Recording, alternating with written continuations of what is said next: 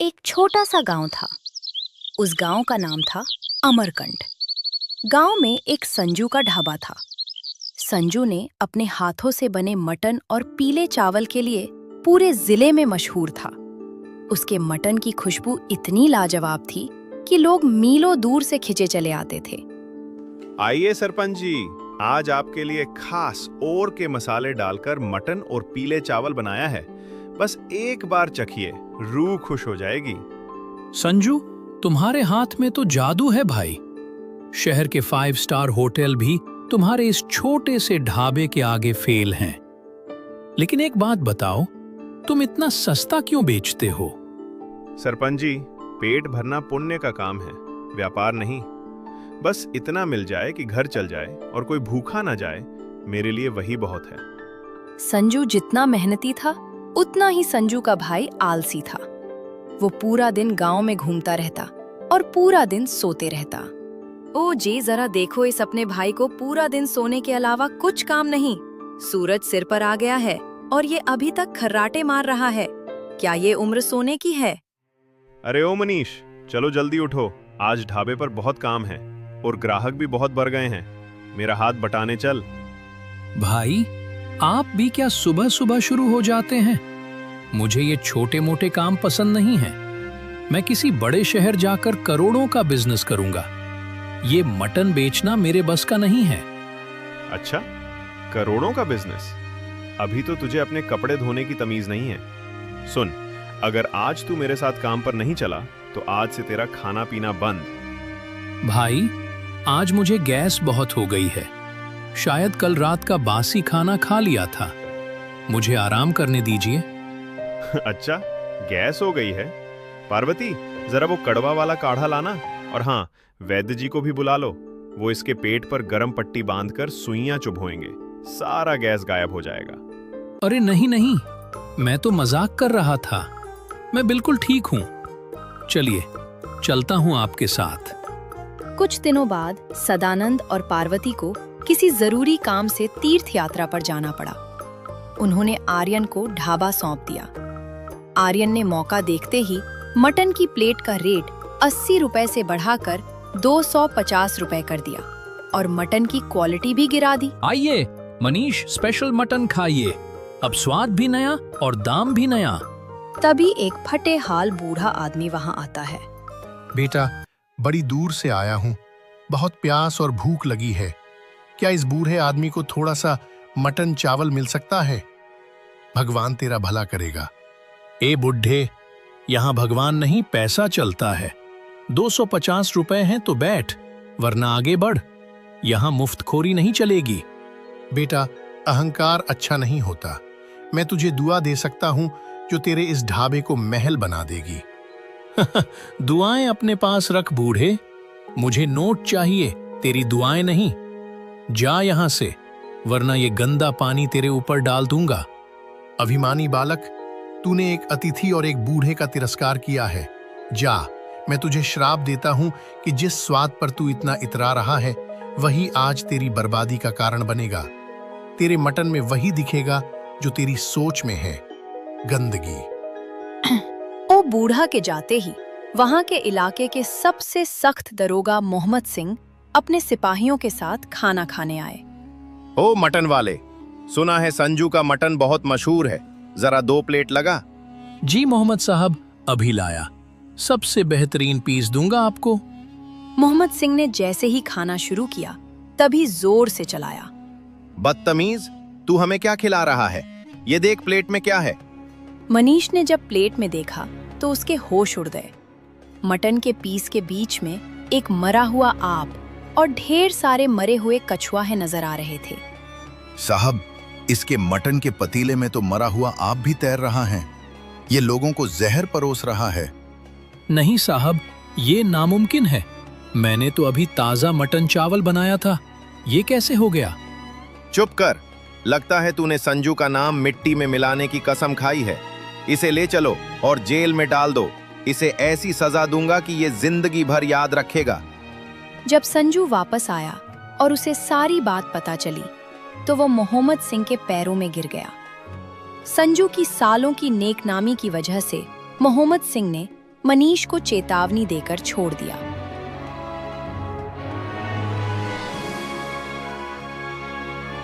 देख लिया भाई, जब इंसान लालच में अंधा होकर धर्म का रास्ता छोड़ देता है तो ऊपर वाला इसी तरह सबक सिखाता है। मुझे माफ कर दीजिए भैया, मैंने उस बाबा का अपमान किया और पैसों के लालच में लोगों की सेहत से खेला। मुझे समझ आ गया कि ईमानदारी से कमाया हुआ 1 रुपया बेईमानी के करोड़ों रुपयों से बेहतर है। दूसरे दिन मनीष ने अपने ढाबे पर गया था। मनीष ने अपने ढाबे पर मटन चावल का दाम पहले जैसा कम कर दिया और सबको कम दाम में मटन चावल देने लगा।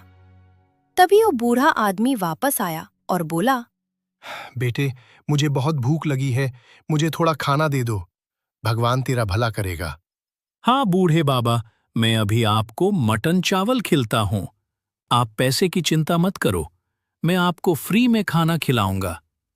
तभी वो बूढ़ा आदमी खाना खाता है और कुछ देर बाद बोलता है, बेटा, तूने इस गरीब को फ्री में खाना खिलाया है, जा, भगवान तेरा भला करेगा। और मैं तुझे एक वरदान देता हूँ कि तेरा ये ढाबा कभी बंद नहीं होगा और जीतना तू गरीबों को फ्री में खाना खिला, येगा तेरा मुनाफा डबल हो जाएगा, तेरी कमाई डबल हो जाएगी। दूसरे दिन ढाबे पर संजू आता है और बोलता है, वाह मेरे भाई, ढाबा तो बढ़िया चल रहा है। भाई आज से ढाबा तू चलाएगा, मैं अब थक चुका हुआ, मुझे अब आराम की जरूरत है। जरूर भाई, अब आपको काम करने की बिल्कुल जरूरत नहीं होगी, मैं सब संभाल लूंगा बड़े भैया, बस अब आप आराम करो। संजू वहां से चला जाता है और कुछ देर बाद वह एक लड़की आई। हाँ, ये वही ढाबा है। जी बोलिए। आपका ये ढाबे का बहुत नाम सुना है, मुझे एक डिश बना कर दो। जी अभी बना कर देता हूँ। मनीष ने मटन चावल बनाया और दिया। फिर मोना ने मटन चावल खाया।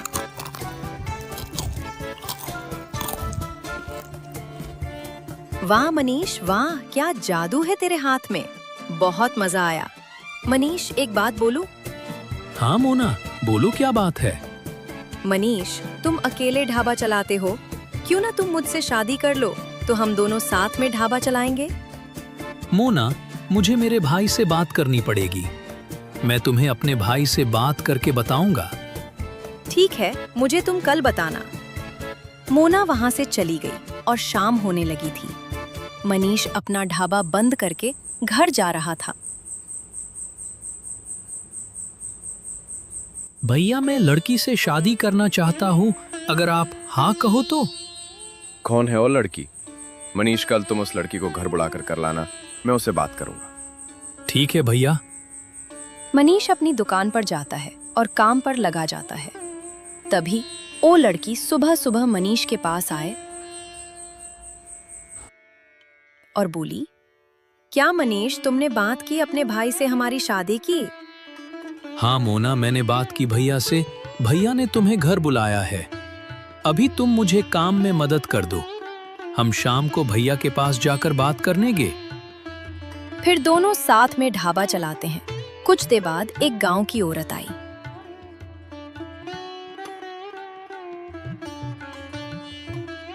अरे ओ मनीष, मुझे 500 रुपए की मटन चावल दे दो, जल्दी घर पे मेहमान आए हैं। हाँ सविता भाभी, अभी आपको 500 रुपए की मटन चावल पार्सल कर देता हूँ। अरे मनीष, ये लड़की कौन है? चोरी चोरी चुपके चुपके, हाँ हाँ, कुछ तो गड़बड़ है। अरे नहीं सविता भाभी, ऐसा कुछ नहीं है, बस मेरी दोस्त है। हाँ मनीष, मैं सब कुछ समझती हूँ। अच्छा कोई बात नहीं, अगर नहीं बताना चाहते तो कोई बात नहीं।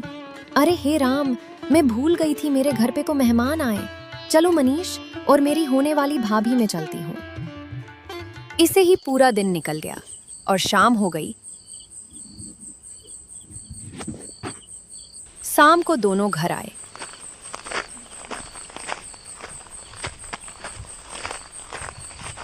और संजू से मनीष से बात की। भैया आ रही मोना, जो मैं आपसे बात की थी। बेटा मोना, तुम्हारे घर में कौन कौन रहते हैं? तुम्हारे पापा का नाम क्या है और क्या करते हैं तुम्हारे पापा? भैया, मेरा इस दुनिया में कोई नहीं है। मैं अकेली रहती हूँ। मेरे पापा को 5 साल पहले सांप ने दंश लिया था और मर गए, और मेरी माँ को बीमारी ने मार दिया। तब से मैं अकेली हूँ भैया। आज से तू मेरी बेटी है। तू चिंता मत कर बेटी, तेरी और मनीष की मैं जल्दी शादी करवा दूंगा। तू अब इस घर में रहेगी और मनीष के साथ ढाबा चलाएगी। ठीक है भैया। भैया, आज की रसोई में बना दूं? मेरी भाभी को अब आराम मिलेगा। अभी पूरे घर की रसोई में बनाओगी। ठीक है मोना, जैसा तुम्हें ठीक लगे। मोना ने शाम को रोटी और सब्जी बनाई। गर्मा गर्म रोटी की खुशबू पूरे घर में फैल गई और सब खाने बैठ गए।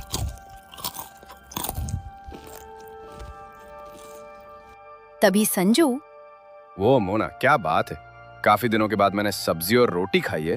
वाह गजब, क्या बात है। अरे भैया, ये तो कुछ नहीं है। कल मैं आप सब लोगों के लिए और कुछ नया बनाने वाली हूँ। वो खा के तो आप सब लोग पूरी जिंदगी याद करोगे। मोना की हरकतें कुछ अजीब लग रही थी। आखिर क्या है ऐसी चीज जो खा के पूरी जिंदगी याद रहेगा? मोना सुबह सुबह रसोई खाने में रसोई बनाती है और कुछ सोचती, मुझे ऐसा करना चाहिए या नहीं? जो मैं ऐसा करूंगी तो पूरा ढाबा मेरा, और मैं ऐसा नहीं करूंगी तो मुझे क्या फायदा? पूरे दिन घर पे काम करना पड़ेगा। अगर मैं खाने में ये जहरीली दवाई डाल दूं तो संजू और उसकी पत्नी मर जाएंगे और मैं और मनीष आराम से अपनी जिंदगी जिएंगे। किसी को पता ही नहीं चलेगा। मोना ने वो दवाई रसोई में डाल दी और सब्जी बनाई। कुछ देर बाद मोना, भैया आपके लिए खाना लाऊं? मैंने खाना बना दिया है। वाह मोना बेटी, तेरे आने से मुझे बहुत आराम मिला है। काश ऐसी लड़की भगवान सबको दे। मोना ने सबको खाना परोस दिया और मोना बोली, चलो भैया खाना खा लो, जल्दी गरम गरम है, ठंडा हो जाएगा। तभी वहाँ वो बूढ़ा आदमी आया। अरे कोई है घर पे? शाम का कुछ खाना बचा है तो दे दो बेटा, कई दिनों से भूखा हुई बेटा। तभी सब लोग बाहर आए और संजू बोला, जी बाबा जी रुको, मैं अभी आपके लिए खाना लाता हूँ। संजू वो खाना लाता है और बूढ़े आदमी को देता है। एक क्या है जहर? एक क्या मुझे जहर खिलाओगे? इसे ते ये अच्छा है कि तुम मुझे मना कर देते। नहीं बाबा जी, इस सब हम अभी खाने वाले थे, इसमें कोई जहर नहीं है। कल शाम को मोना ने सब्जी बनाई थी, बहुत अच्छी सब्जी बनी थी। आज भी इसने बनाई है बाबा जी, बहुत अच्छी सब्जी बनाती है। ये मेरे भाई की होने वाली बहू है। अरे संजू, जिसे तुम अपने भाई की बहू बनाना चाहते हो वो एक धोखेबाज लड़की है।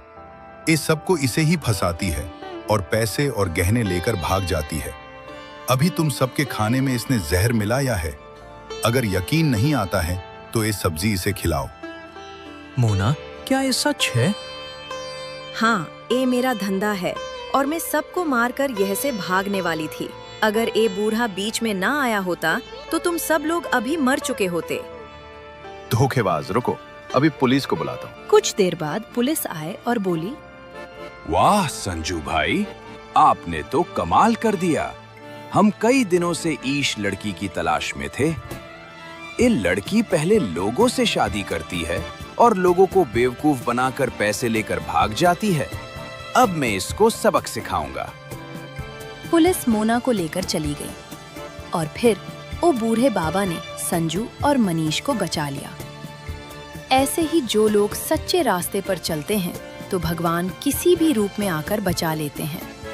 अगर हमारी वीडियो अच्छी लगी हो तो चैनल को लाइक एंड सब्सक्राइब जरूर करना और कमाने भी जरूर करना।